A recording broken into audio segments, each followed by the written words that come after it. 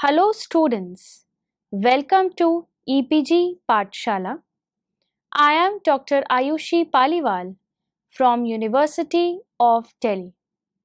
So students, today we are going to discuss about the module Fracture of Ceramics from the paper Ceramics.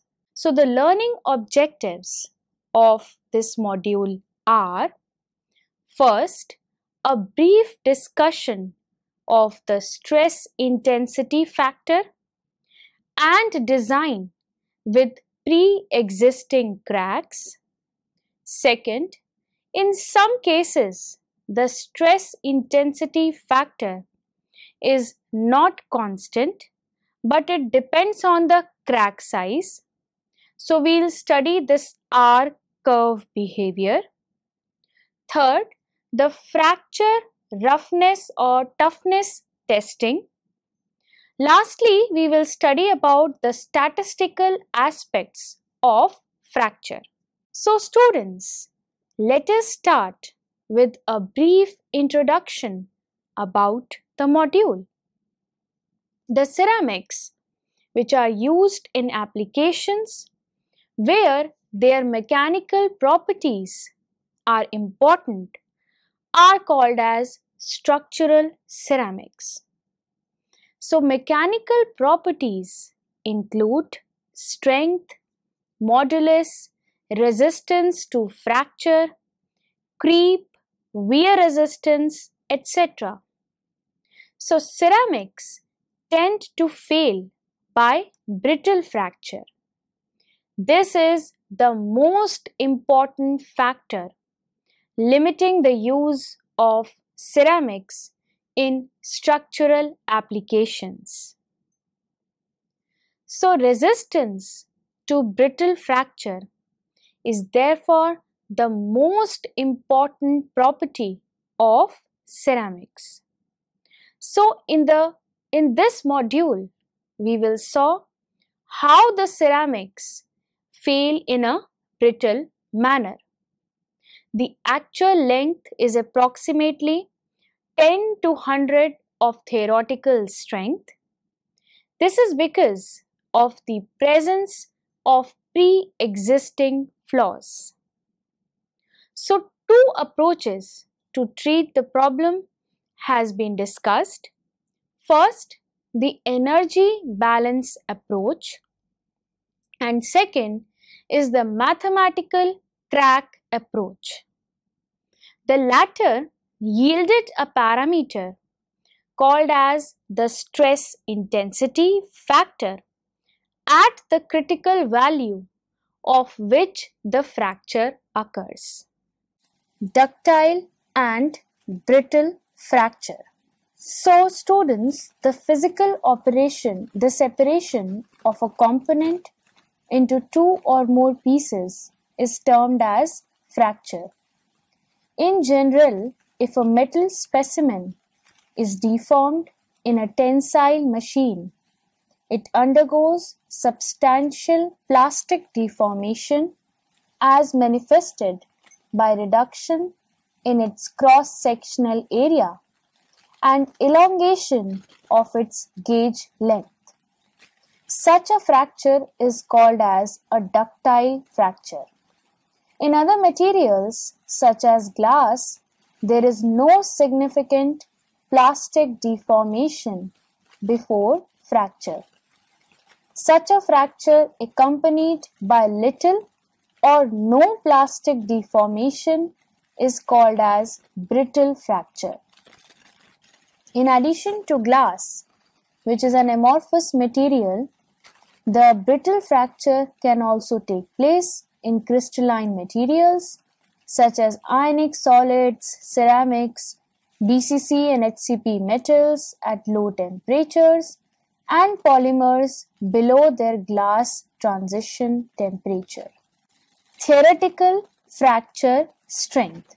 So assuming that the brittle fracture occurs by the rupture of atomic bonds, an estimate of the stress required for brittle fracture can be obtained. So, this figure shows schematically the atomic bonds in a crystalline solid being stretched due to an applied force. So here the situation for a single bond is considered.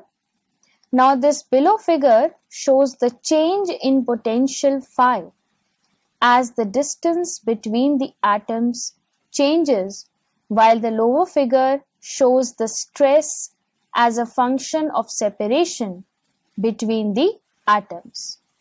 The stress can be approximated by a sign function as sigma equal to sigma max sine of pi multiplied by A minus A naught by AM. Here sigma max is the maximum stress reached during bond stretching before the bonds break.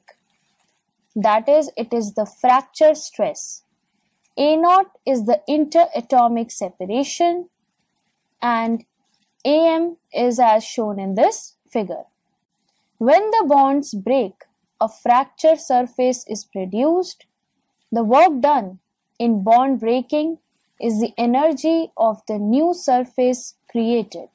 As the two fracture surfaces are created, we have 2 gamma equal to sigma max multiplied by integral A naught to A naught plus AM over sine of pi multiplied by A minus A naught by AM multiplied by dA. So this is equal to 2 AM by pi multiplied by sigma max, where AM is pi gamma by sigma max.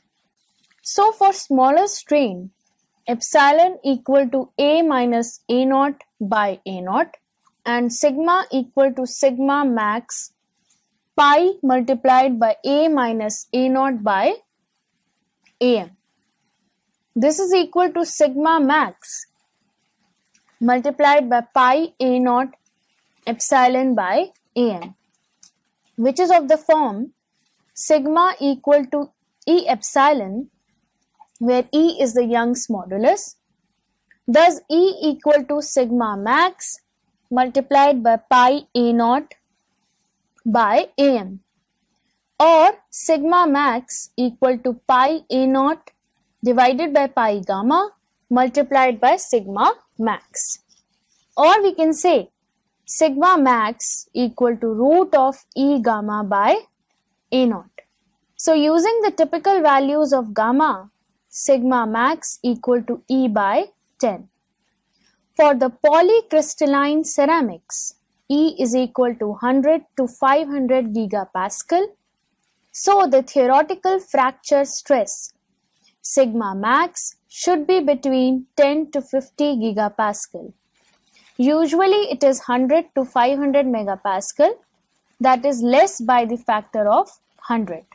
Pre-existing cracks cause brittle fractures. So large discrepancy between the theoretical and measured strength. A variation in the strength of a given set of samples by a factor of 2 or more. The strength is smaller for a larger sample size. Griffith's ideas are: first, there are pre-existing cracks on the surface of the glass sample. Second, the cracks produced due to handling, usage, or even during the storage. Third, there is a distribution in crack sizes or severity of the crack on the surface of each sample.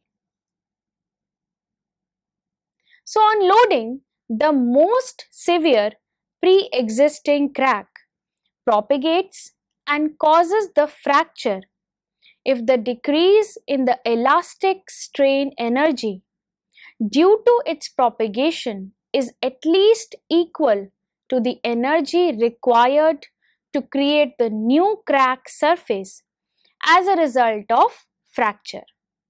So in ceramics, the cracks can also be in the interior. The crack size in ceramics usually scales as the grain size. Quantitative treatment of brittle fracture.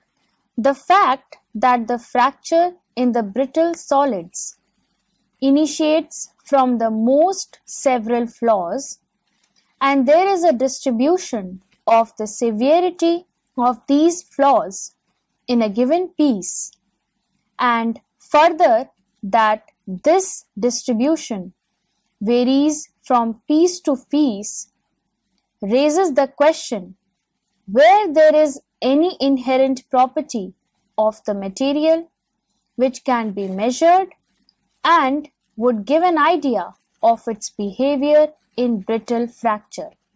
So students, there are several approaches available for quantitative treatment of brittle fracture. One of these leads to the concept of stress intensity factor, which has been found useful for the designed purpose. So in the following sections, the two approaches for the quantitative treatment of brittle fracture will be discussed. Treatment of the Griffith crack, that is the energy balance approach. Consider a plate in which there is no crack, which is loaded to a uniform stress sigma. The elastic energy per unit volume in the plate is then sigma square by 2E, where E is the Young's modulus. Now introduce A through the thickness crack of length 2A in the center of the plate. So the stresses in the plate in the neighborhood of the crack relax because of the presence of the crack. The relaxed zone on both the sides of the crack can be approximated by a triangular shape of height beta A. That is, in this zone, the stress is 0. Then the relaxed volume to the right of the y-axis equal to beta A square T, where T is the thickness of the plate. It is reduced in the stored elastic strain energy per tip equal to sigma square by 2E multiplied by beta A square T. So the energy released, which is reduced due to the introduction of the crack per unit thickness per tip, equal to sigma square by 2E multiplied by beta A square. So the accurate relation by Griffith gave this quantity to be U equal to sigma square by 2E by pi sigma square by 2E multiplied by pi A square. Griffith crack, the energy balance approach.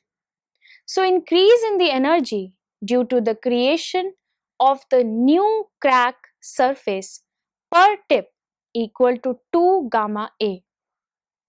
So total energy change T equal to 2 gamma A minus sigma square by 2E multiplied by pi A square. So the change in the total energy as the crack length increases by an incremental amount dA equal to dt by dA equal to 2 gamma minus sigma square by E multiplied by pi A. So when A exceeds a critical value A star, there is a decrease in the energy with further increase in the crack length. That is, the crack propagates and the fracture occurs. So at this point, dt by dA equal to 0. It is equal to 2 gamma minus sigma square by E multiplied by pi A. At this point, dt by dA equal to 0 equal to 2 gamma minus sigma square by E multiplied by pi A, or 2 gamma equal to sigma square by E multiplied by pi A.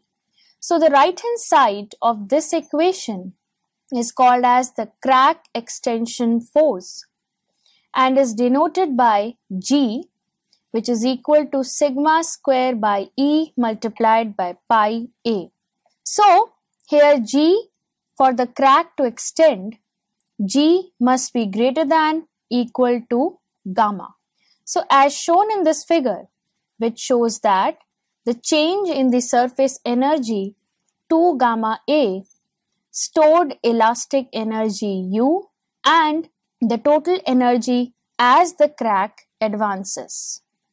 So energy consuming events are: first, surface energy of the new crack surface is created.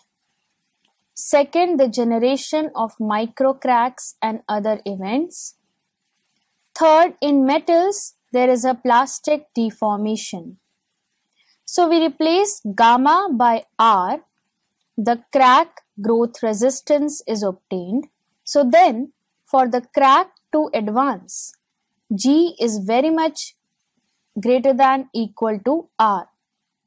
So this figure shows schematically the change in G with the increasing stress with pre-existing crack of half length A. So at a stress equal to sigma F, G exceeds R and the fracture occurs. So at this point, GC equal to sigma F square by E multiplied by pi A. We can also write root of sigma GC multiplied by E equal to sigma F multiplied by root of pi A. So the term on the left hand side is a function of the properties of the material, while that on the right hand side depends on external variables. Griffith crack, the stress intensity factor approach. This approach has turned out to be the most useful as it provides a directly measurable quantity which can be used for the design purposes. In this approach, a mathematical infinitely sharp crack of length 2c is considered. The stresses near the tip of such a crack can be calculated by the elasticity theory. The stresses on element located at a point P near the crack tip are given by the following expressions, that is sigma x equal to sigma multiplied by root of c by 2r multiplied by cos theta by 2 multiplied by 1 minus sin theta by 2 sin 3 theta by 2, sigma y equal to sigma multiplied by root of c by 2r multiplied by 1 plus sin theta by 2 sin 3 theta by 2, sigma xy equal to sigma multiplied by root of c by 2r sin theta by 2 cos theta by 2 cos 3 theta by 2. So here sigma z equal to 0 for plane stress and sigma z equal to nu multiplied by sigma x plus sigma y for plane strain. So this figure shows us the three modes. Mode first is the stress intensity factor. Mode first refers to the case when the stress is applied perpendicular to the crack surface. In mode 2 and mode 3, the stress is applied parallel to the crack surface, producing a shear loading and a tear loading respectively. So, in terms of KT, the various expressions for stresses near the crack tip assumes the form sigma x equal to Ki divided by root of 2 pi r multiplied by f theta. Ki equal to mode I stress intensity factor equal to fracture toughness. So earlier we saw that the critical energy release rate for the fracture is Gc equal to sigma c square by E multiplied by pi A. So this can be written in terms of Ki as Gc equal to sigma c square by E multiplied by pi A equal to Kic square divided by E. So this implies that the fracture would occur when the Ki reaches a critical value Kic, since the energy release rate would reach the critical value for fracture. So the quantity Kic is called as the critical stress intensity factor or the fracture toughness T of the material. Stress intensity factor. So for a mathematical crack, the stress intensity factor is defined as Ki equal to sigma multiplied by root of pi A, where sigma is the applied stress and A is the half crack length. This was defined for the case of an infinitely sharp mathematical crack. For real situations, the stress intensity factor depends on the geometry of the cracked configuration. The stress intensity factors for some common geometries are also available. For others, several approaches are available, some of which may be quite time consuming. So for a body with a through the thickness crack of length 2a, the stress intensity factor is given by Ki equal to y multiplied by sigma multiplied by root of pi a, where y is a factor which depends on the dimensions of the sample and the loading geometry. R curve behavior, stable crack growth. Defined are the crack growth resistance as the energy required for the crack to advance. Fracture occurs when the stress is increased and G, the rate per unit increase in crack length of the release of energy, equals or exceeds R. So R is usually independent of the crack length, and the fracture, once started, goes to completion as G equal to sigma I square pi A by E increases with the crack length. So in the above treatment, R is assumed to be independent of the crack length. So this is the case, for example, when the size of any energy dissipating process zone ahead of the crack tip does not change as the crack advances. So if the size of the process zone increases with the crack length, then R will also increase. If R has become larger than G at any point, the crack stops. So an increase in the stress is needed to continue the crack growth, and this is known as stable crack growth. Case that is R increases non-linearly with the crack length. So here the top figure shows the energy release rate G and crack growth resistance R versus crack length A. R is constant with respect to A. So cracks of half lengths A1 and A2 will extend unstably when the stress is raised to sigma 1 and sigma 2 respectively. The case 2 is GR increases non-linearly with A.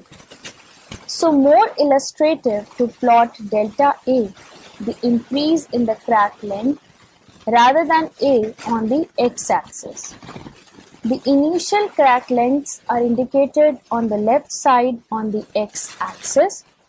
So as the 2 gamma is very much less than other energy dissipating terms, R can be taken to start from the origin at delta A equal to 0. So initial half length A1, when sample loaded to stress say S1, G reaches to G1. This implies the pop-in and the crack length increases by a small amount D, the capital D, multiplied by A1. So G becomes less than R and so the crack stops. Fracture toughness testing. Now various geometries of the test sample have been designed for the determination of the critical stress intensity factor KIC.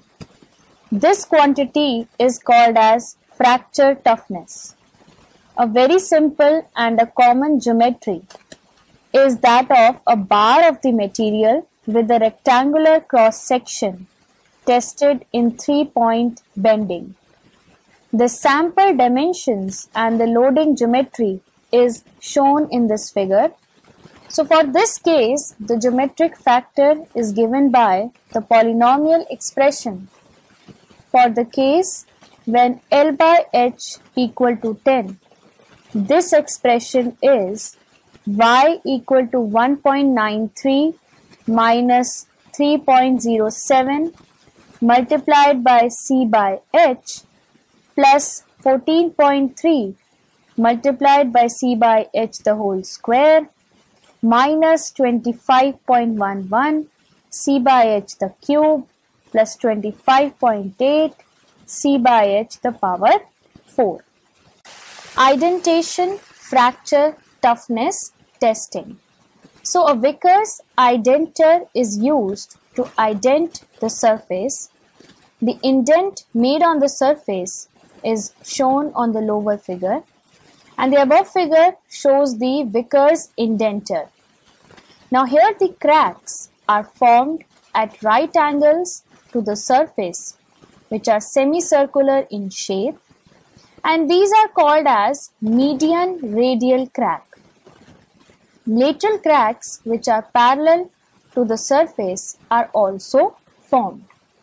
So the fracture toughness is given by Ki equal to chi to the power p divided by c to the power 3 by 2, where p is the load used to make the indent, c is the half crack length, chi is a parameter depends on the material and the indenter, which is given by chi is equal to b multiplied by root e by h, where e is the Young's modulus, h is the hardness, and beta is a parameter determined by calibration test. Statistics of brittle fracture. The distribution of crack lengths varies from sample to sample. So the above figure shows schematically how the crack length distribution may appear. As the length of the largest crack present in a group of samples from the same ceramic may vary widely, their strength will also have a distribution. So in the brittle materials, the scatter in the fracture strength is quite wide, unlike the case for, say, metal specimens where the scatter in the strength is very little.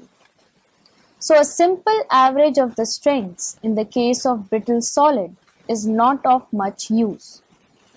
So since the strength depends on the extreme values of the crack length in a sample, it implies that the strength of a group of otherwise similar samples will have a distribution similar to the distribution of the extreme value of crack lengths in the group.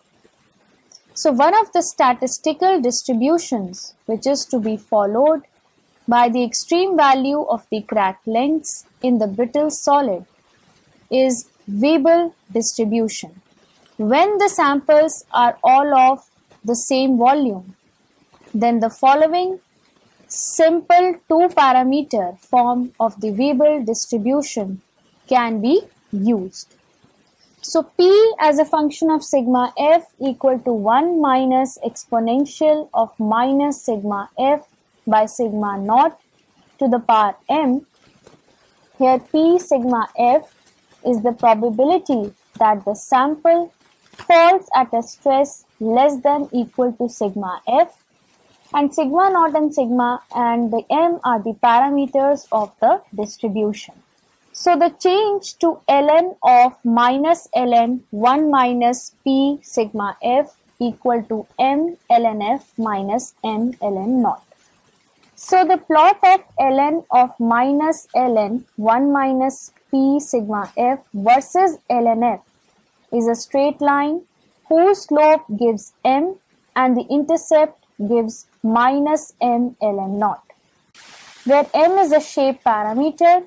Large M corresponds to steep curve, corresponds to strength distributed in a narrow range, more reliable material.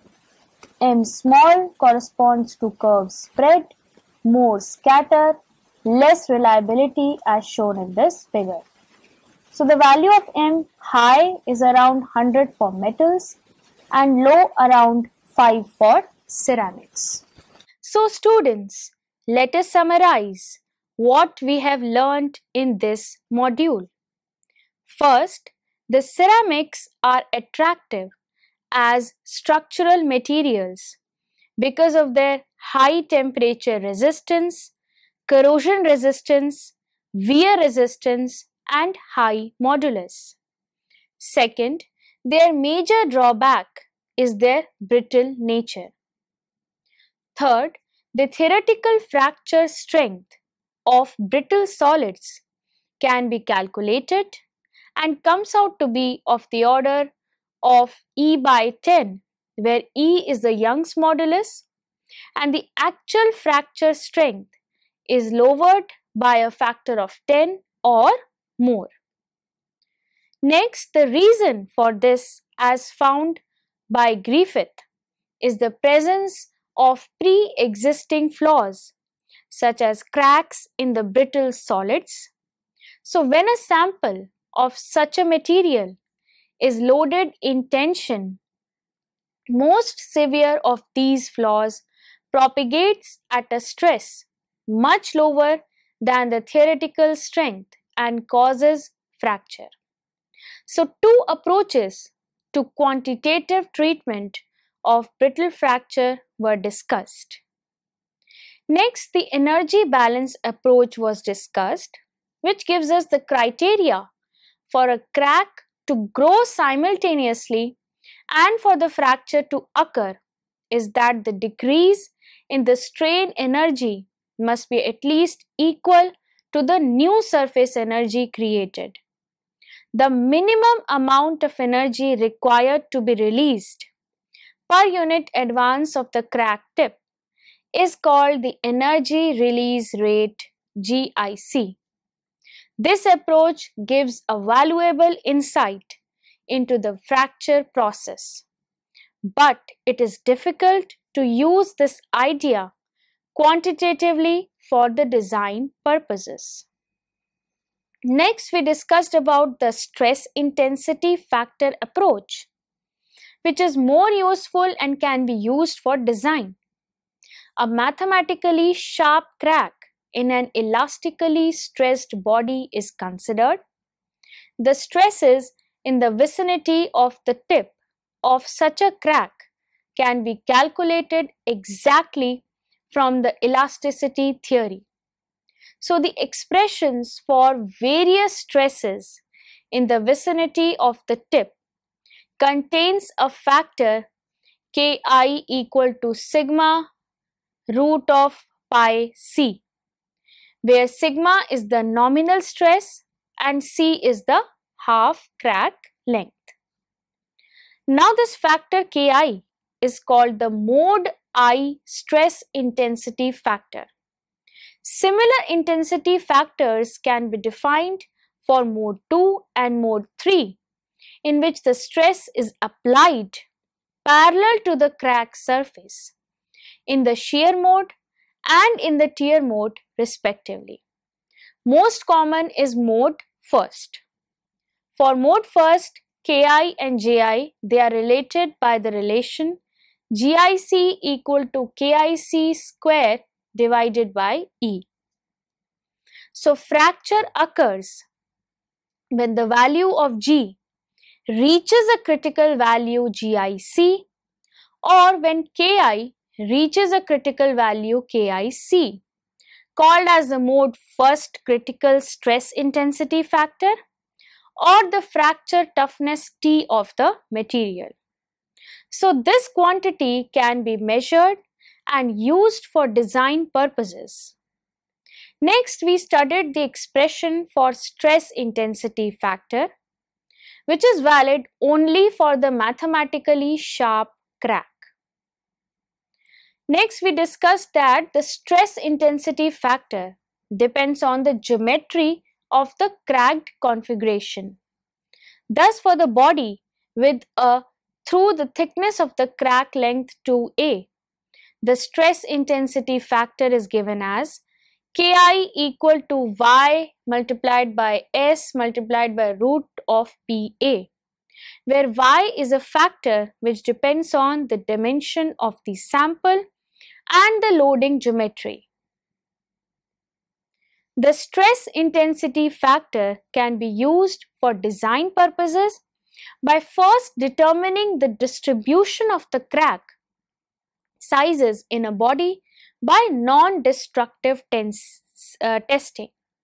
So the R curve need not always be independent of the crack length. When there are energy dissipating processes occurring ahead of the crack tip, then R may increase as the crack advances.